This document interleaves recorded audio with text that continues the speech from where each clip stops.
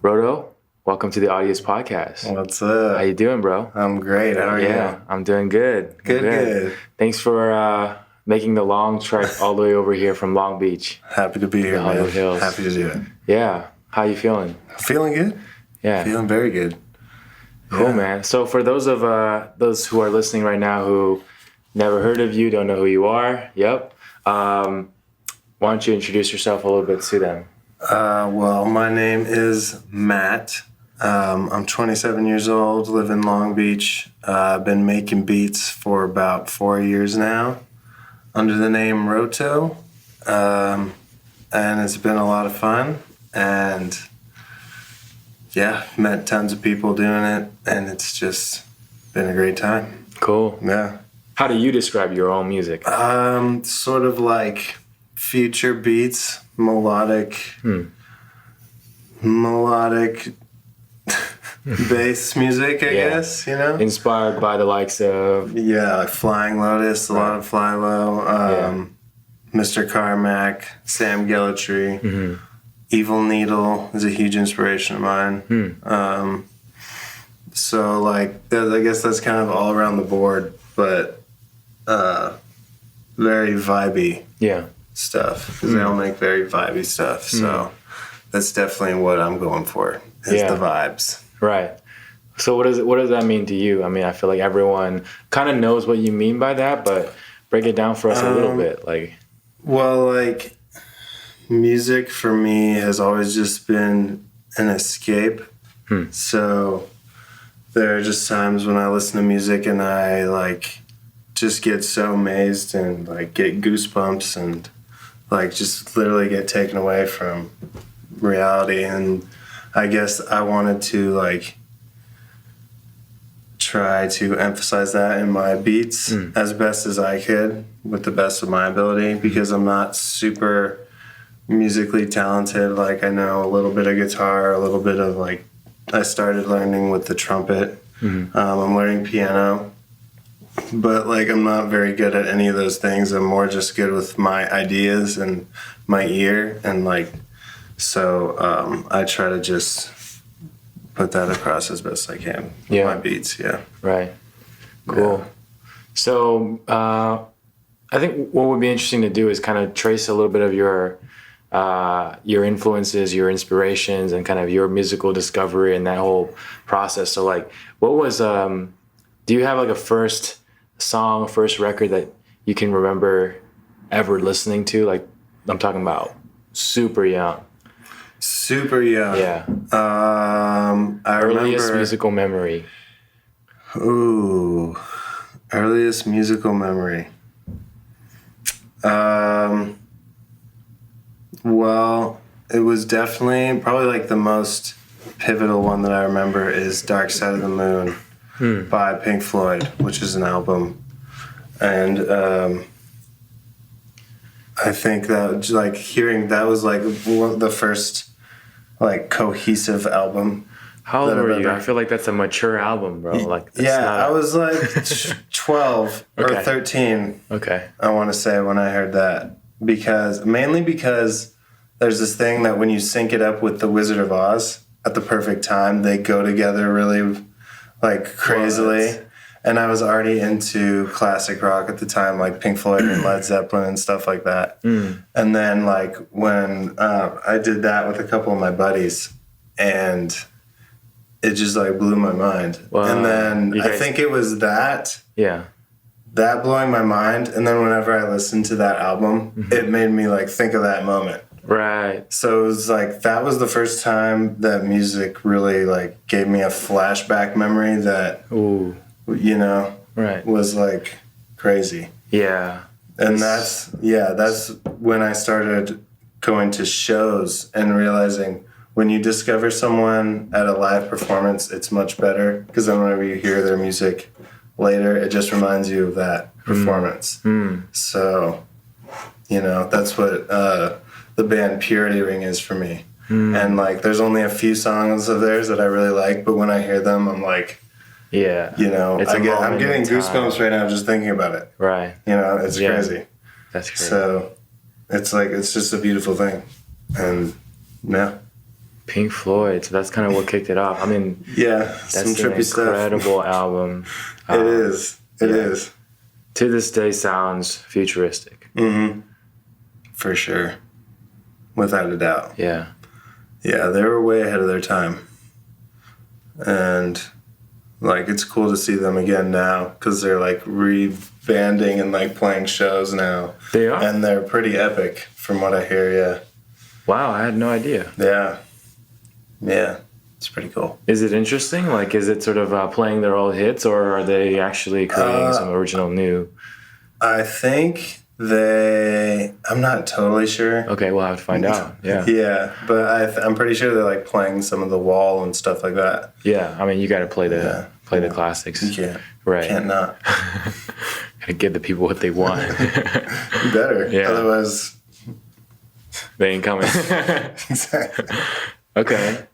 That's a pretty powerful album to introduce you to the fullness of the world of music, right? Because that basically sounds like what you're describing is like you had this very mega sensory experience with like the music and how transporting that album, specifically that album, is, and then pairing it with already a kind of a psychedelic exactly. film in The Wizard of Oz, and like the sort of epic that is. So like that's I guess that's would be right around middle school.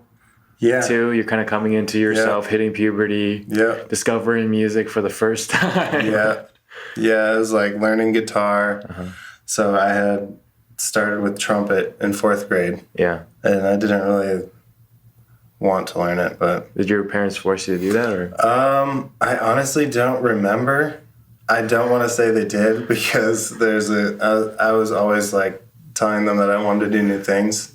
So they were always like, encouraging me to try new things. So there's a good chance that I was like, yeah, I won't play trumpet. But I don't remember. Yeah. But I'm glad I did. But I think it was like 5th grade or 6th grade, I was like, I want to learn guitar because like that's the cool instrument. Yeah. So I think that's like, and my dad knew how to play guitar, and he was like a self-taught blues guitarist. So really, yeah, he's pretty good. Yeah, he's pretty good. He used to play for us when we were little kids. Wow. And he taught me a little some stuff, and just like music that I already knew. Mm-hmm. He would like teach me how to play it. You totally left that out in your earliest music memories. Yeah, I did. Yeah, I did. You're right. Because I mean, I feel like that would have been pretty formative too, right? Like hearing your dad play you blues. Yeah, it was that was like super young though. Okay. So those memories are like so vague. Got it. I didn't even know music was then. It's just noises. Yeah. But like, it's weird. I have like image, like memories of him playing while I'm like trying to sleep. Yeah. Wow. Yeah. Okay. Do you just on a side note, do you feel like it's true that that there is some impact on the child if you play, like if they're just surrounded by a lot of music when they're in the womb, or like we were talking about having kids, like as your sister's having a kid soon. Yeah. So like, do you see yourself as the dad who's gonna like put the Beethoven headphones on the I figure it's worth a shot. Might as well give it a shot, right? Like I'm already gonna be listening to the beats, so I'll just slap some headphones on my wife's stomach and good to go. Right. Yeah. Interesting. Anyway, okay, so we had Pink Floyd, powerful sort of introduction, a really great intro because like it could have been anything else and something way less interesting or, monumental in the sort of story of music. So that's a kind of a really good. I mean, you obviously sort of resonated with it too, and you gravitated towards it. Yeah, for sure. So it's almost like the music you're making now, which you describe as like very, Flying Lotus sort of inspired. It's kind of experimental. It's psychedelic. It's, sort of in that tradition. So like, there is this almost through line, it looks like, between that moment to who you are and the kind of music you make today. Yeah, I can see that too. Never really thought about it, but right. Did you have like pretty different phases of music though, like post Pink Floyd? Like, did you go hardcore into something you're embarrassed about now? Not really that I'd be embarrassed about. Right. I don't think. I definitely, let's see, it went from like Pink Floyd into more like soft acoustic rock. So like Simon and Garfunkel and like Bon Iver was my favorite artists of all time in like sophomore, junior of high school. And so it was focused around like folk, acoustic, like modern rock. And then... How did you have the ability to appreciate Bon Iver, like straight out the gate? I feel like you have to start with something. I don't know. I really don't know. People would always tell me that, like, people would always want me to, like, give them music because I was always trying to find, like, new artists like, in that genre. So people were, like, always like, yo, you have such a good taste in music. Can you make me, like, CDs and stuff? So I'd make, like, CDs for people or, like, just, like, they'd give me USBs and I'd, like, put a bunch of songs on there for them. But it was weird. I don't know why I liked it so much. I was just super moved by it, I guess, and like just I don't know. It was just my thing. And then I heard like bass music, and it all changed. I can't remember the specific like. I'm trying to think. I think what it first was Justice. Whoa. Justice, their album Cross, which had like DANCE on it and stuff like that. Yeah, dude, fire. Epic. So fire. I used to listen to that album like every day on the way home from school when I like first got my car and I had the CD and I was like, I think it was that and like discovering artists through that is when I discovered like dubstep. And that's what really like the weird bass frequencies like just really caught my ear and caught my attention and like that's what really made me want to create. I think, I mean, I always had the want for that, like playing guitar and stuff, but I was never able to like buckle down and learn like how to use a DAW like properly. I didn't have the attention span for it at the time. Sure. But after hearing like these weird beats and all of it coming together, I just like told myself like I need to like buckle down and learn how to do this. Cause like it's like something I need to get out of me almost. So. And how old were you when that was? That was at 21. Yeah. Coming into college. Yeah. Right. Yeah, that's when I was in like community college. I was a photography major, and all my pictures were kind of like looking very similar, and like it just wasn't exciting to me anymore. Yeah. I loved taking pictures, but like the whole like thought of it being a career was just not going for it anymore. So I pretty much dropped out of college. And was like, I'll wait till I find out what I want to do. And then I started making beats, finally, like decided to buckle down and learn.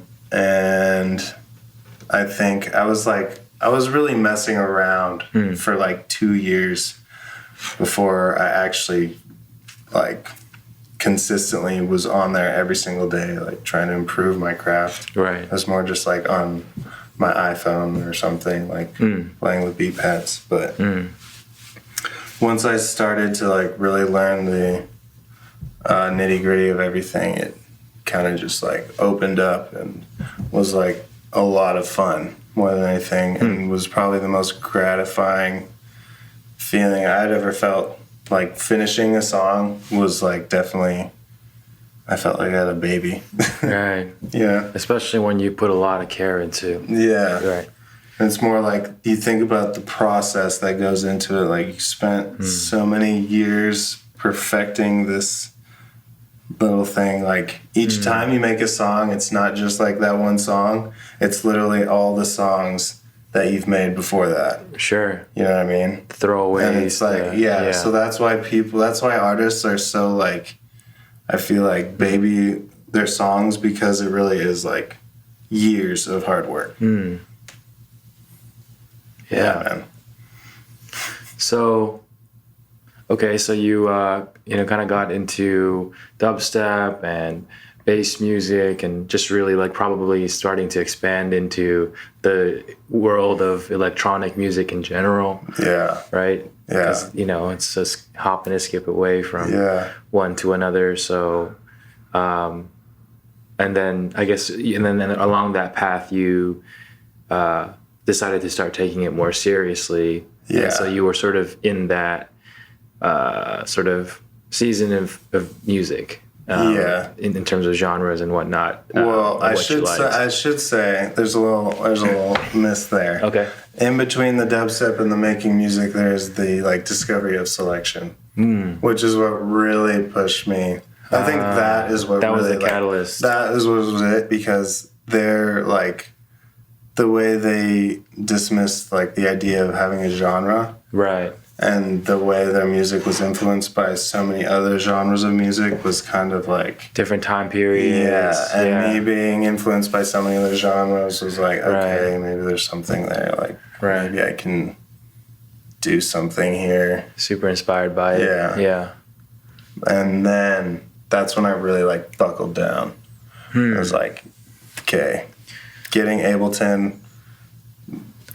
Where did you get that confidence to be able to say to yourself that, you can do it, that, it may not happen overnight, but if I keep trying, then I know that I can at least get to, right? You have to sort of make some approximation or some calculation of like, right. I'm going to put my life into it and it'll probably work out okay. Yeah. So like, what was that decision? Because I mean, from the way you described it, like up until that point, like music had never really been like a career for sure. option. For sure. I think it was probably working in restaurants. Mainly when I lived in Oregon, I worked in like some super busy restaurants, and when I first got hired there, I was slow. I was slow as all hell, and like my bosses told me, like, you need to speed up and pick it up, otherwise you are gonna get fired because you can't keep up. So I was like, okay, well, shit. That was like literally the first time someone told me, you're like, slow. You need to shape up or you're cut. Like, because in this society, like on teams, everyone tells you like everyone's the winner. Yeah. So this is really like the first time someone was like brutal cutthroat with me, and I was like, okay, well, I guess I better win here. So I like was just able to, I was just able to do it because I told myself I could. And I think it was really like that, like realization that you got this extra gear. Yeah. Like I am in control of that. Right. So why am I not taking advantage of it? So I started to, and then I was working for this one restaurant, and my boss like loved me for some reason because I was literally just do whatever she wanted, and I was just super chill about everything. So she like pretty much told me like you can do whatever you wanted if you were like super dedicated and super smart and just like adaptable. Right. So you literally can do whatever you wanted to. And like once she told me that, I was like, maybe I can do this. It's really powerful. I mean, because you told me earlier outside a little bit about her, and I guess like what you just said could sound cliche. Yeah, for sure. Right, but when you just said it and said that it came from her, something about that has weight. Yeah, and enough to change. Most definitely. More or less the trajectory of your life. Isn't that interesting? Yeah, it is. Because she's right, and she's right. Yeah, but I didn't really like know she was right until she told me. You know, so it's weird how. That's a beautiful thing. Yeah, sometimes you just gotta say it. It's interesting how some people maybe are born into a family environment where they're taught that extra gear from like when they were 6 because they got some immigrant parents who are, you know, working on, you know, level, you know, just 1,000 all day, all night to survive. And so they kind of pick it up that way. But it seems like for you, it was maybe more of a gradual process of like a couple experiences that awoke sort of the next gear out of you to. Yeah, pretty much. Right. Yeah. Have that clarity. Yeah. And kind of that vision. And just, I think it was really what made it easy was falling in love with the process of the whole thing. So like, once I started making beats, I started meeting a ton of people. Mostly online, but like I remember someone like my first music friends, Hemlock and Skull Kid, are like still some of my best friends to this day. Like some of the most genuine people I've ever met, and I just like constantly making new friends who are just really cool, and we all have this one common thing that we can just like. And for me, like I have social anxiety, so.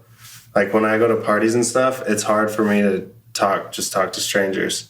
But if I go into a house knowing that it's full of people who make beats that are similar to mine, like, you know, it's already like a house full of my homies. Right. So it's a really cool like thing for me to just have this community that's like down to be your friend, you know, and down to help you. Right. Like you hear a lot about like competitiveness, and I just have not yet seen that in this community.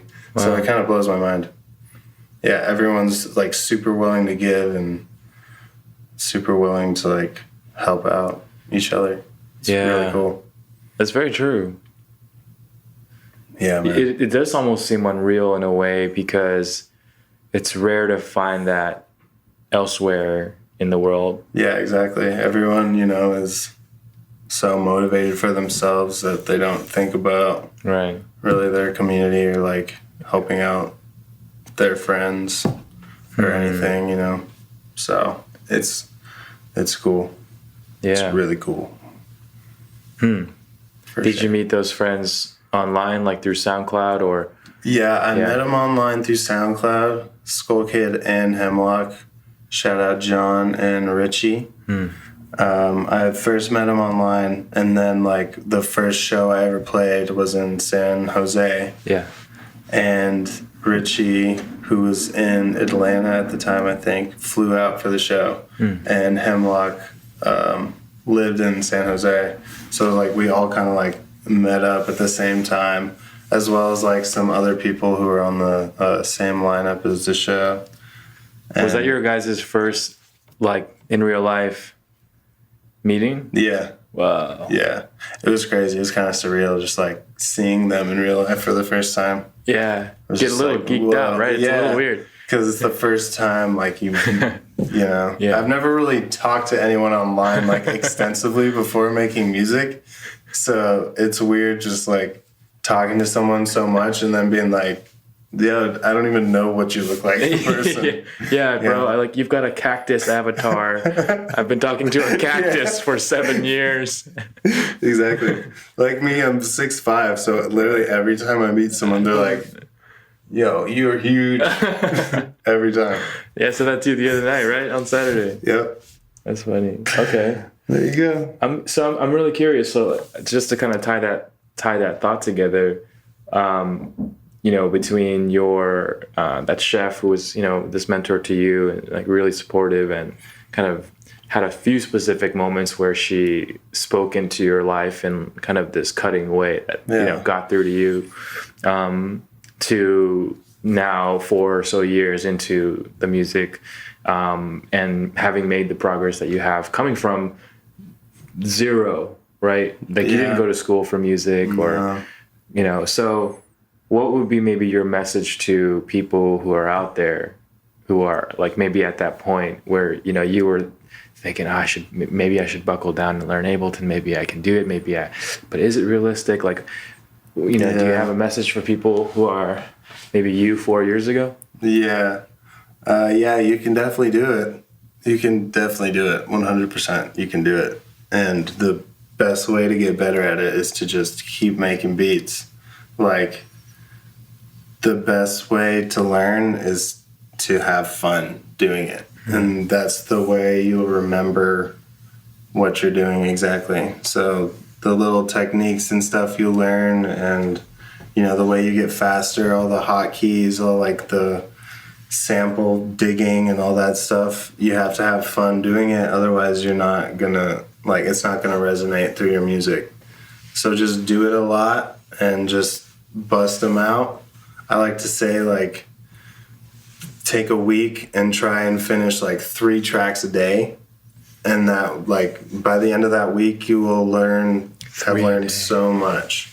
Like, even if it's just like taking 10 minutes to make a beat, like, just do it and try something new. Just keep trying new things and don't quit, because it can get hard, but it's like so worthwhile if you stick with it. Yeah.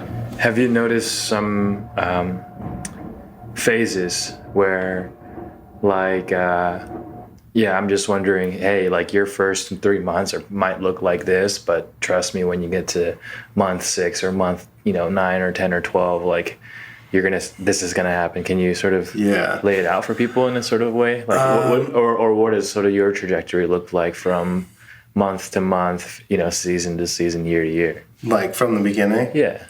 Well, it was a lot of frustration. It's a lot of frustration because you have a lot of cool ideas, and the cool ideas are what sparks you to want to make the music in the first place. Right.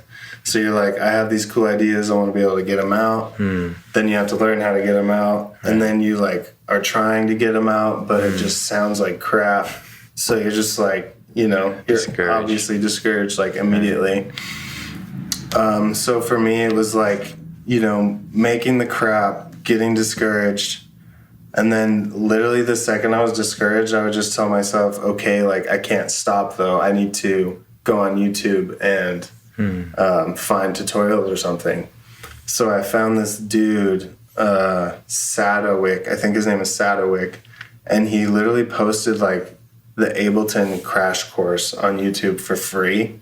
And it was like 40 videos that literally just, like, went through all the nitty gritty of Ableton, pretty much like the whole manual plus more. So I watched that and took notes. And then I literally, like, each day went to one page of my notes and tried to like execute each detail, like, myself in the DAW. So I knew exactly what he was talking about. I knew exactly how the plugins worked. Wow. Because once you get past that hump of knowing how your plugins work and what they do, then you can, like, you feel like you can almost make anything. Almost, not anything, but sure. Like, I can literally, like, have an idea and get it out there pretty quickly. Wow. And that's really inspiring, because then you can, like, that's when it gets fun, because once you do that, then you can, like, play with it. And that's when you, like, get crazy intros and breaks and weird switch ups and, like, stuff like that. So, and, like, you listen to music nowadays and there's some absolutely crazy, insane stuff out there that's just, like, blows your mind. Yeah. That's a good point. I'm almost so used to it.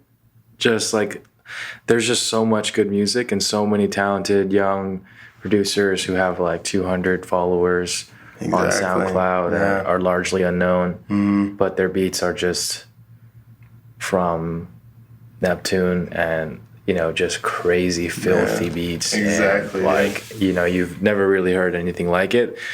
At this point, I've almost gotten so used to seeing so many talented and just unique, you know? Yeah. That I've almost, that I've gotten used to it. But that's so true. If you take a step back and it's like, man, this is pretty new. Like, nothing, you know, this amount of, you know, spectrum in music is, you know, like, Right, exactly. yeah, when we were growing up, it's probably like, you're almost kind of fed music by an industry. Like, here's the 5 artists that you're gonna like, and then now it's like, dude, here's 5,000, and every one of them is different and doing something that's kind of not really been done before, at least in some respect, or is unique in some way to them. Yeah, it's insane. I've discovered some really, really talented people who have like less followers than me. Right. Like the one dude who song, you know, Cozy Kev, who I've been working with a lot ever since I met him, because we just have this really good dynamic. But basically, like, I'll send him an idea for a song, and then he'll send me back pretty much like a finished track with like, I want to say like 80 more tracks, 80 more like buzzes in it. What? Because the way he works is like, he listens and he hears things and he just like finds the things and then he throws them in there. And if it works, then it works. If it doesn't, he tries something else. And he'll do that for hours. This is just my guess. Right. But he's just like a madman when it comes to like sampling. Like, he'll have this one chop in there that's like 3 seconds, and it's from like a YouTube video of like a 12-year-old playing ukulele or something like that. And it's like, how did you think to put that in there, you know?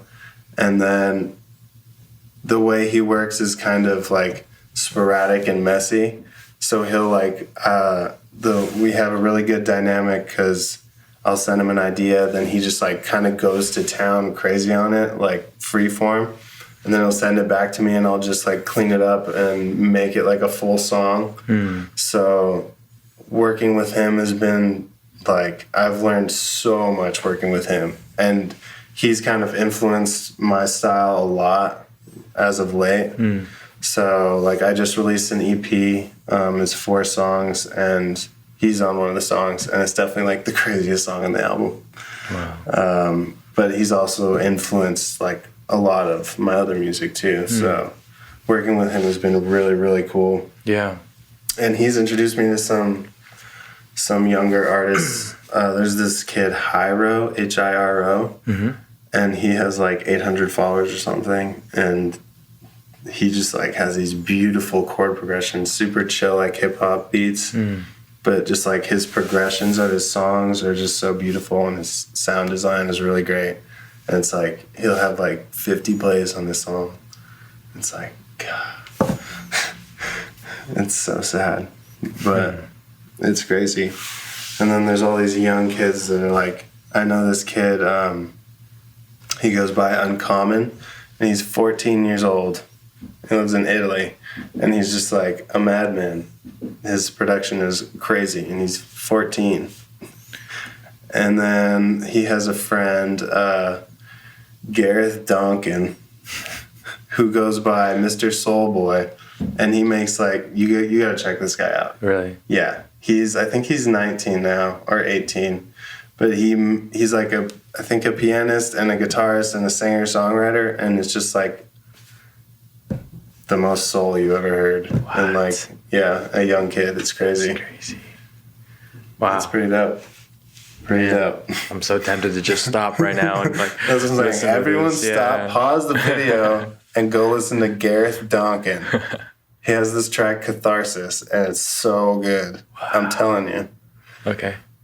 Yeah. Shout out Gareth. For real. Okay, so I mean, it sounds like a lot of what you kind of just talked about is like people you've discovered, and really made possible by SoundCloud, by the internet being as pervasive as it is, and enabling people to, right? Yeah. So yeah, I'm curious, like, how do you get inspired? How do you discover new music that you like? Maybe you could tell me a little bit about like what apps, do you use, and how do you sort of use them to dig and Yeah, for sure. When it comes to like digging for old samples, I definitely go to YouTube and go just dig through like related videos and stuff. For new music, definitely like SoundCloud for sure, because everyone's always putting up their new music on SoundCloud. And Spotify is also pretty good for discovering like good quality artists, because people who put their stuff on Spotify are definitely more professional. It seems like when you have to go through a distributor, it just seems like their sound is going to be cleaner. But Spotify is also, it's kind of harder to get plays, I think, and get popular on Spotify as compared to SoundCloud. So it's two different games, I think. But I use both for discovering artists, that's for sure. Yeah. Why do you think that is, that difference between SoundCloud and Spotify? Like, why is it easier to get heard one place? Well, SoundCloud is definitely like more of a social media platform, so I think it's easier to manipulate how many plays you're gonna get.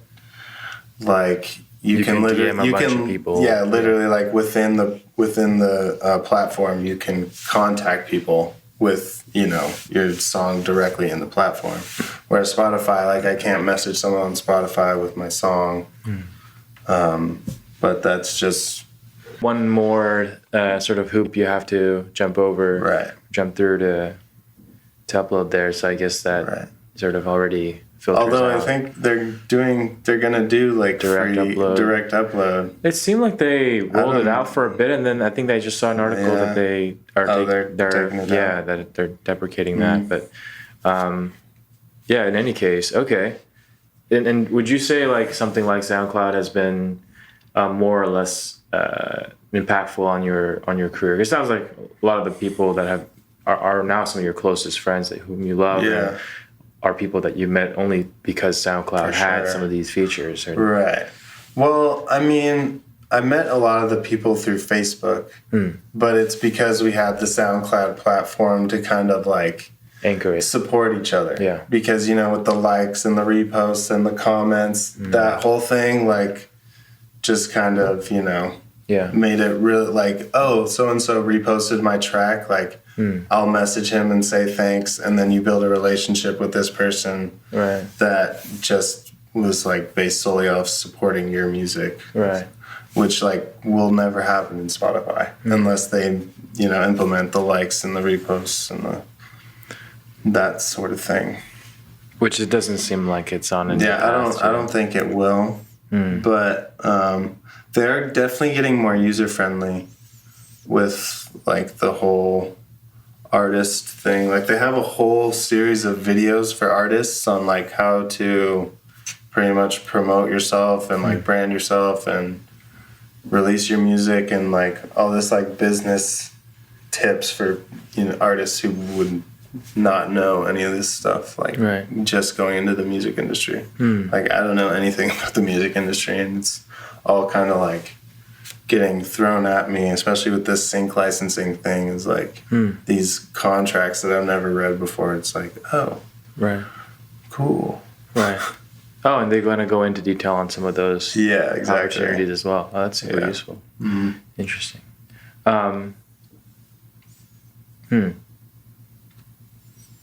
Do you feel like I just saw this thread on Twitter right before you came here, like I think some producer had asked everyone, like, so is SoundCloud dead or not? And the comments were, really interesting. And some people had said stuff like, SoundCloud died when they got rid of groups. And some people were saying that it happened when they started playing a bunch of ads. And so, what's your take on it? Do you think it's still alive and well? It's definitely alive, but I wouldn't say it's well.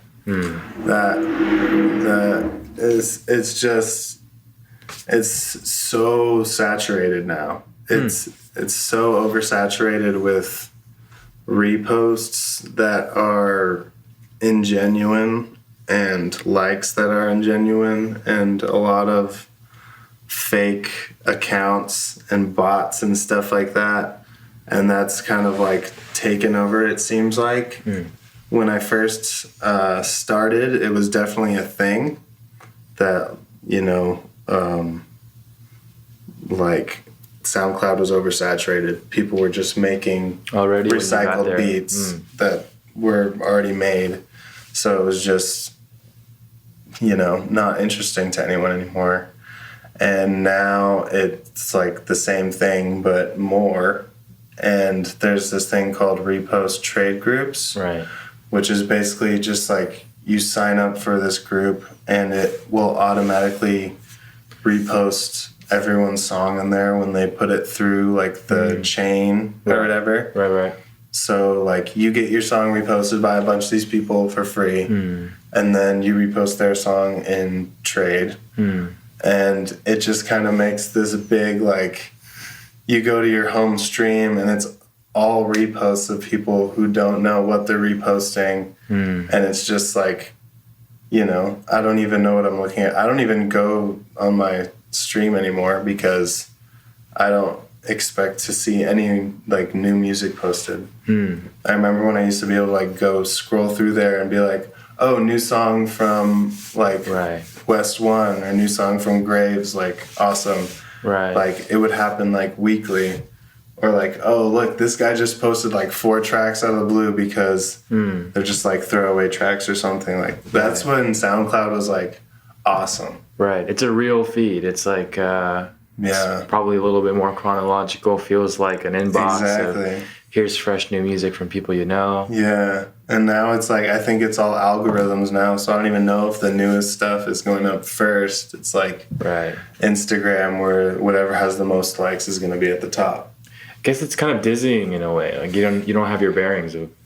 Yeah, you don't know. Like that's why it's kind of once I realized that, I just stopped caring. Wow. And kind of like I feel like that nonchalantness kind of poured over into my beats, and it was like I was just like going with the flow. And this was like a month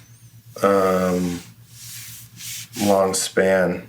And I just like, okay, this month I'm going to literally put out everything I make, no matter what it is. Like, if I like it, I'm going to put it out.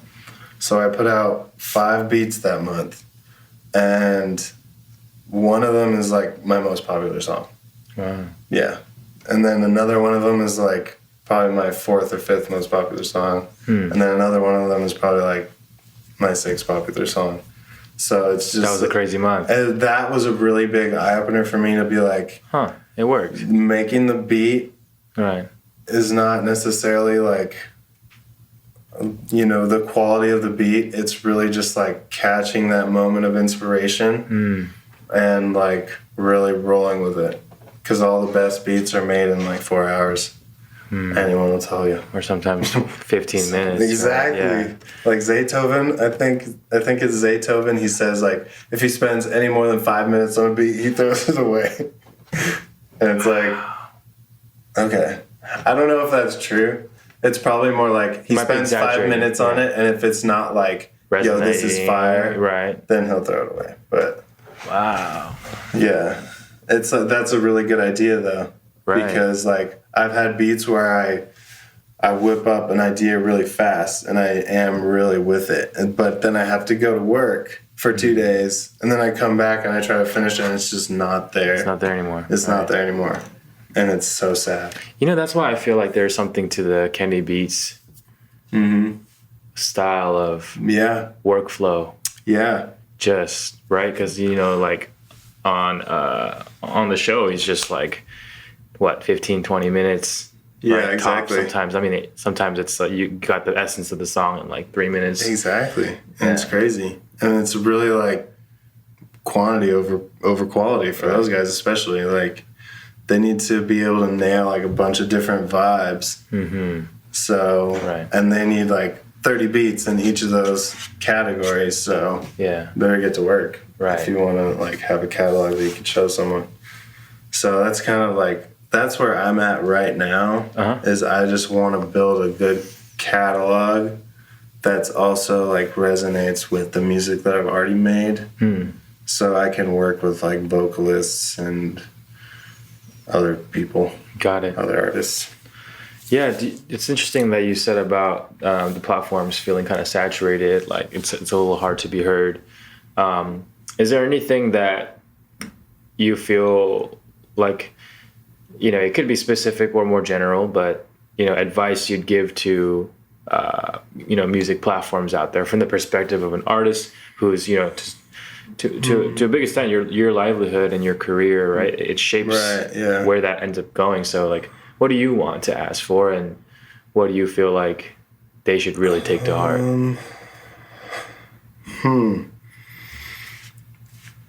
Well, I feel like I think Spotify is doing a good job with where they're at in terms of like helping out younger artists. Like I said, they have that whole like video series, which is really cool, and like they make it kind of easy with like learning how to get your music on Spotify, how to get in like playlists and stuff like that. Like they'll tell you how to do that. SoundCloud, it seems like they're just not listening to anything we're saying. Like I know people who have literally like made complaints to them for 4 years, like the same complaints like every month, and they haven't changed anything. Like the fact that they just put the ability to like comment on a track on the mobile app is like crazy to me. Like that just came into play after, they've had the mobile app for, I don't know, 8 years or something, however long they've been. But also, I think it's just more I'm trying to say is like they need to think more about the users than the listeners, because like the users are literally giving them content to stream, and they're like, they keep making the sound quality worse, which like maybe the average listener wouldn't notice, but like someone who listens every day might notice, and producers definitely notice and don't appreciate, and just stuff like that. It just seems like they're not listening, and I don't know. Interesting. Yeah. Okay. Cool. Good to know. Yeah, I mean, it seems pretty consistent with how a lot of people feel. Yeah. Yeah. Yeah. And it doesn't seem like it's actually, although recently, like in the last couple months, I've seen them like starting to be like announcing certain improvements and things like that. It seems a little I don't know if you've well, I noticed they're doing like the playlists now, like the kind of like Spotify, they're doing like curated playlists that are it just seems like they're only putting music in there that's already really big. That's already broken a bit. Yeah. And already so viral. It's like all these artists who got big because of SoundCloud. Now SoundCloud is like, this is just my opinion, now SoundCloud is like babying all these artists that are now huge, because I feel like those artists are like keeping them afloat.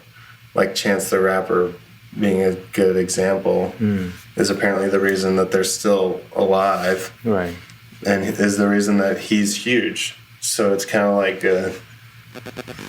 but like they're not focusing on the smaller, It feels like maybe a rich stay rich, poor stay poor. Yeah, exactly. If you've already broken it, you're going to be on the homepage. But if you have 0 plays, like there's nothing for you. Like I literally I see Lil Tecca's face every time I go on SoundCloud. Yeah. And he's like, also this same song I hear on the radio every time I turn it on, which is just like, so I don't see those two matching up. Like, he's already top 40. Right. Why you glamorizing him here as well when someone else might? Yeah, exactly. Could Like really I've heard a lot of pretty decent rappers on SoundCloud who, in my opinion, are better than the top 40 people, but that's just my opinion. Interesting. Yeah. Okay. Cool.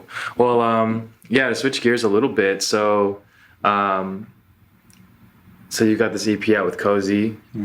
she has some cold hard beats on there. Oh yeah. Yeah. Tell us a little bit about the EP, which came out. When did it come out? Last month on the 26th. Yeah, super recently, right? Yeah. Congratulations on that. Yeah, thank you. Was it like a months long in the making? Pretty much, yeah. Yeah. So I had initially had the plan to make the EP. It's called Gaze. It's 4 songs. It basically illuminates my like obsession with staring at the sky, like how I can sky gaze for hours. Really? That's kind of what it's about. So like the first track is supposed to emulate like the sun rising, and then like what it's like when the sun's high in the sky, and then the sun setting. And then, like, the afterglow after the sun sets, like, the remaining light that, like, makes the sky all pink. That's, like, my favorite, dude. That golden hour. If you go on my Instagram, it's literally just all pictures of the sky.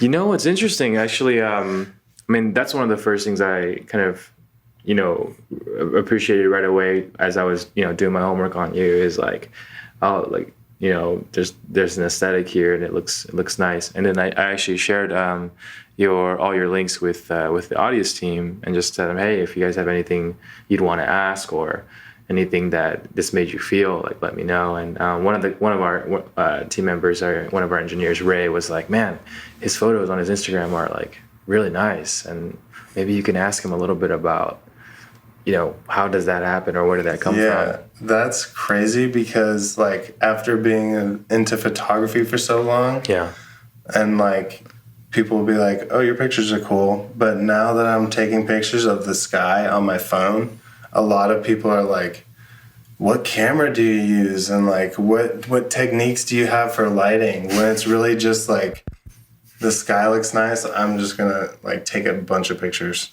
And then I put them through Huji app, which is pretty great. Shout out Huji app. It like kind of makes it That's really a Polaroid look, right? Yeah, it like makes the colors a lot more vibrant, which is just like kind of, I feel like that's what my brain sees almost when I stare at the sky. So it's a really good depiction of like what I see. So like, yeah, that's kind of what the EP's about. And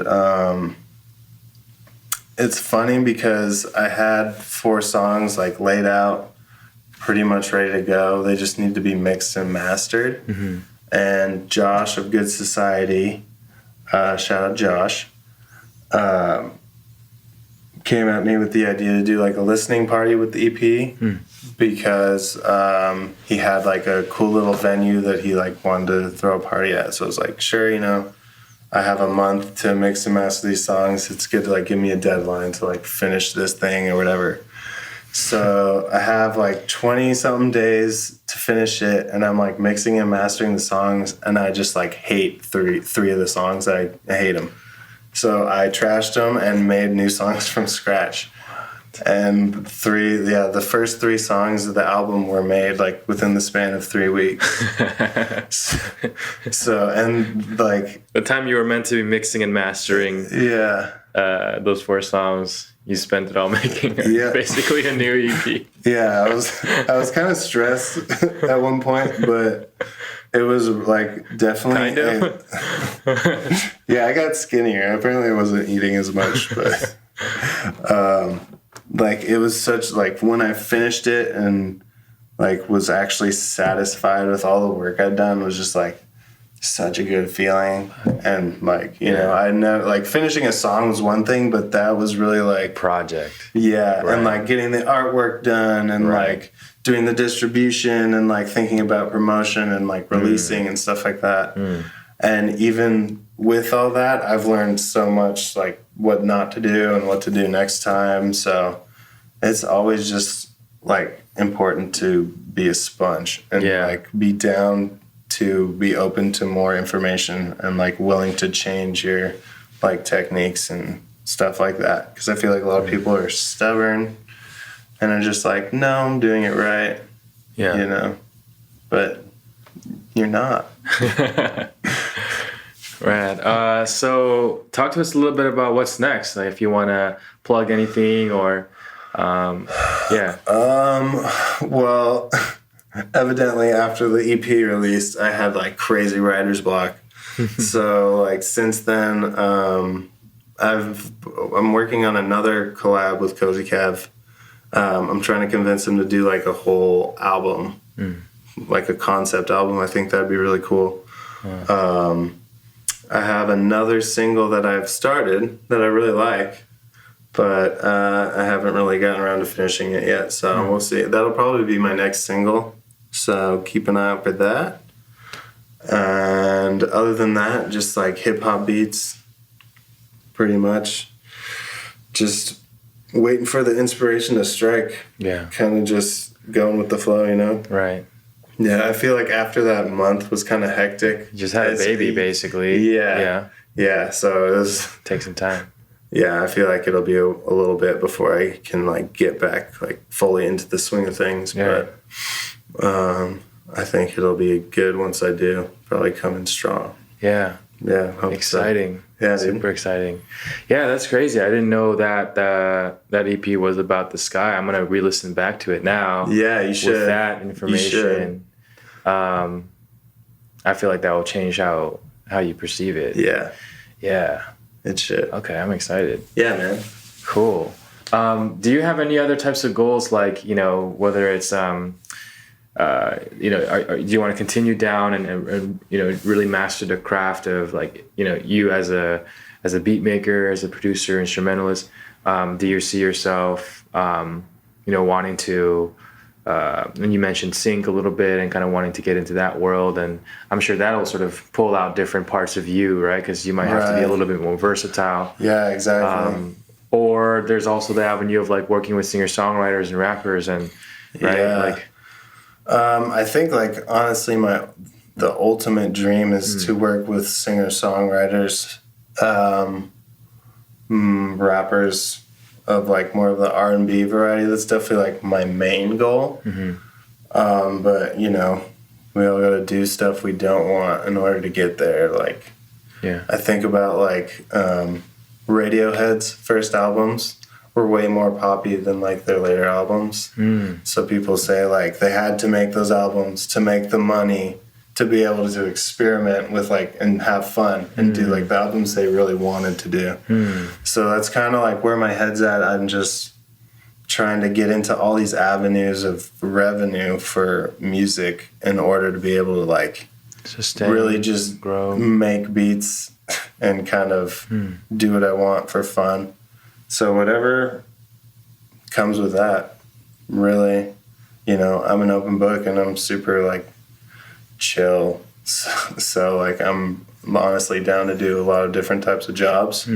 So I'm hoping that'll just take me places and we'll see what happens. Yeah. Well, we'll check back in some time and we'll see where you're at. But to close it off, anyone you want to give a shout out to? Definitely want to give a shout out to Good Society LA. Good Society. This is their logo there. Shout out Josh. Yeah, I'm now a resident for Good Society, so I'll be playing all their shows. And he's just super driven and has a good ear for quality music, so I'm super stoked to be working with him.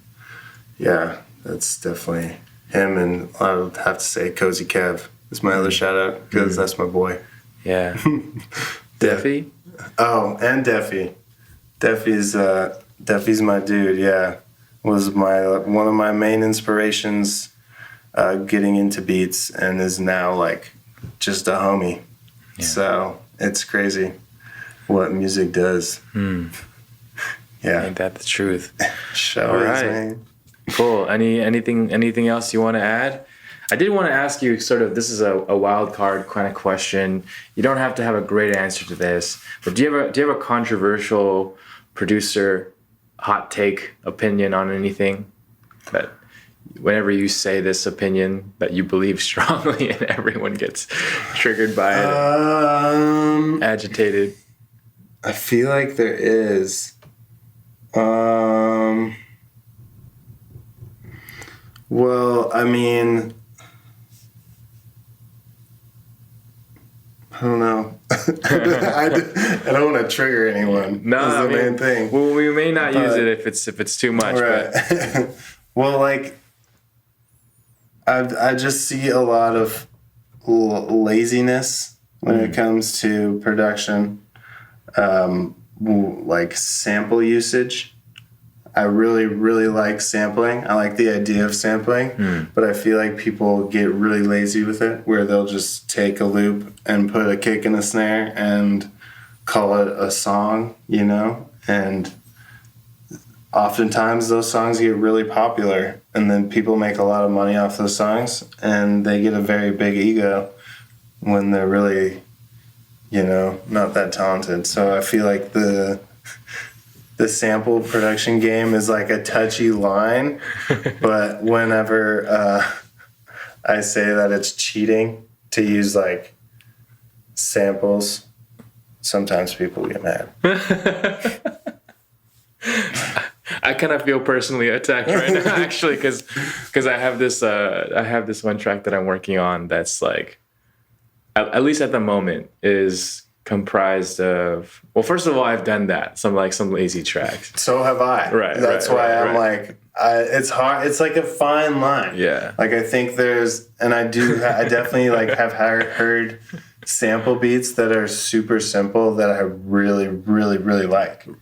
So I definitely don't like want to shoot at that, but I don't think that people who do that definitely have the right to be like, have a, you know it all attitude about producing. Sure. Because in all reality, like there's other like EDM, even EDM producers like Skrillex. Sure, his stuff is like poppy and mainstream, but he's one hell of a producer. Like, yeah, he can run laps around a lot of lo-fi producers. So, you know, it's just name of the game. Got it. Thank you for clarifying. I feel a little better. Yeah.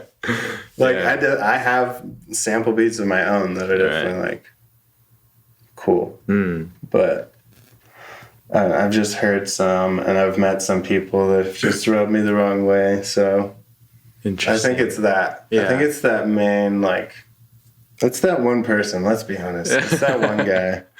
But I won't say his name. That's for sure. Yeah. Interesting. All right, I like it. Well, what do people usually say to that? Like, do you get, when you say that, do people have a variety of different opinions on that, or are they kind of on the same page as you? Because I feel like after you clarified it, I'm like, all right, yeah, I can totally agree with that. Well, I think it's more like they have like this idea that the samples that they're using are theirs. Like that's their sample library that they like dug to find these samples. Sure, that's fine and that's great, but like I don't think that's what it's about. Like they're like almost hoarding these things and like overcharging for their hip hop beats, like, and overcharging for their like booking fees for like, and saying that they're the greatest on the internet, and saying like when people compare them to, you know, Madlib, who is a legendary sample producer, who is like, you know, a huge inspiration for me as well. But like if you look at Madlib, like if you watch the documentary on Stone's Throw, he literally spends like 14 hours a day digging through vinyl. Right. Like he doesn't do it to, you know, make beats for hip hop producers. He does it to like, because that's all he can do. Like that's what his brain is basically programmed to do. Right. So it's just crazy when you like, I see these people on Facebook who are just like, yeah, like $1,000 for an exclusive beat, and it's just not that great, you know? But it's because of the sample they found. But the thing is, like, the sample is not music you made, so why are you bragging about it? That's why I like Madlib, because he's bringing all this music to the people. He's not bragging about knowing about all this music. He's just doing it, you know? Interesting. So, would you say, though, that, I mean, Because I think I can hear sort of another voice, which would sort of argue that, hey, at the end of the day, it doesn't matter how you got to your end product. Right.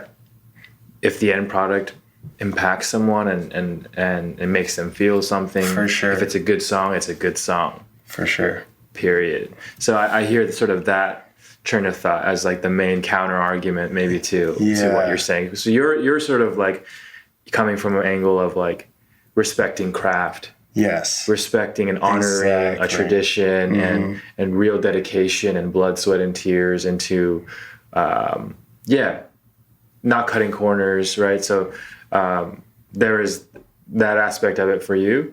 And then there's the other aspect, which is like, maybe would argue is like fully unconstrained creativity, where they might say like, look, I might just grab some samples here and like, but that's what I'm doing, Exactly. Like, I guess it depends, sort of like it's case by case almost, right? It's like, what was the attitude really and the energy you put into it? And also like your experience, like how long have you been making these beats, or like what's your intention exactly when you're making the beats? So it's all exactly a case by case basis. So everyone's different, man. The world's a crazy place. It really is. What do you mean by that? Just that everyone is so different, like especially meeting other producers and seeing how they work. Right. Their workflow, everyone's workflow is so different. Yeah. And it's really cool to learn different things, but it's also just like, I think about what if I thought or like made a beat like that? What if I started a beat like that? Like I would never do that, when I watch some people. Right. But then I go home and I try that and it like sparks something new for me. And it's like, oh, cool. Like I love that about it. Yeah. That's for sure. For sure. Cool. Well, we went a couple of questions back because those are really interesting. But man. Cool, man. Well, I think we'll wrap it up there. But thank you so much for spending the time and making the trip out. Man. Everyone, check out the new EP. Yeah, we got some tracks on the way. Gaze. Yeah. EP. All platforms. Streaming now. Yeah. Like, comment, subscribe. Cool. Repost. Leave a comment. Yeah, and catch you at a Good Society show in the future. Yeah? I believe we got a show in later in August in LA at the Love Song Bar. So stay tuned. Cool, awesome, man. Well, rooting for you. Excited to see where this goes. Thank you, Alex. And thank you, bro. Man. Yeah. All right, it's a wrap. That's a wrap. There it is.